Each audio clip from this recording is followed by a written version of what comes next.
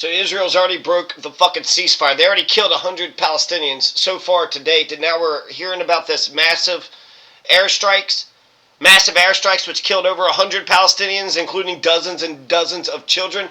This is breaking points. Eventually this Ryan Grimm is going to get to it. Let's see if he starts out with the ceasefire being broke. Right, they're going to prison. That's right, exactly. All right, let's go to talk. We're also going to talk about SNAP, actually, by the way. We touched a little bit on it yesterday, but there's some brinksmanship going on within the current United States government about whether some 42 million Americans who are... Okay, so yeah, a lot to talk about. Hamdi, that's interesting. SNAP, okay, lots of interesting stuff. Let's go to Snopes. Who really broke the Israel-Hamas ceasefire? They broke it, and then they said the ceasefire is back on. Isn't that fucking convenient? How convenient? Oh, we went ahead and opened fire and did a whole bunch of airstrikes, and then we were like, alright, we'll do the ceasefire now. After they shoot up a bunch of fucking people and blow up a bunch of children. Oh, now they're gonna, are they gonna just keep doing that? They're just gonna keep on blowing up children, and then saying, okay, now we're gonna agree to the ceasefire. These motherfuckers are such hypocrites. Now they've killed over 200 Palestinians. Let's see, October 8th, 2025, that's when the U.S. president had announced that Israel and Hamas had signed off on the first phase of his ceasefire deal. If this ceasefire, holds, he actually stops the genocide, he deserves a fucking Nobel Prize. He deserves a fucking Nobel Prize. If the ceasefire holds, this Epsteiner-in-chief, this fucking chaos agent, this goddamn authoritarian, fascist, totalitarian piece of shit actually did something good. By happenstance, but he actually did something good.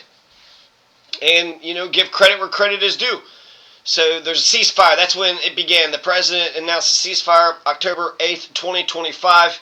Much needed aid is going to go into Gaza, and then Hamas is going to release all the surviving hostages. They've released all the surviving hostages, okay? Now the next phase is what? For them to demilitarize, and then once the Palestinians have no leverage, then we're just supposed to trust the goddamn superpowers, right?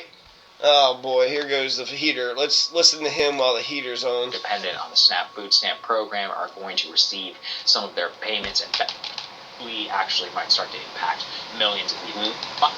I really liked it.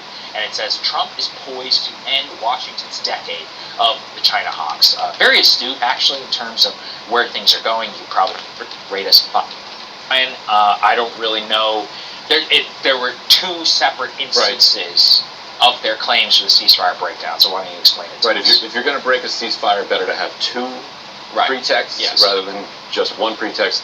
The irony being, of course, that Israel has been out of compliance with the ceasefire from the beginning because a key part of the agreement was that it would flood in humanitarian aid. They immediately reneged on that agreement. Humanitarian aid is not flooding in.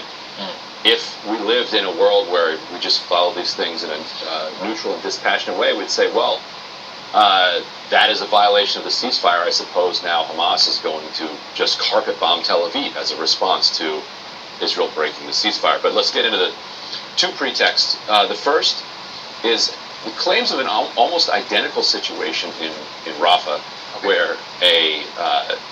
This pisses me off. Oh, man. Yeah, this pisses me off, too. I think I'm going to cut this off, take some notes, and then come back to this when it turns off. All right, so...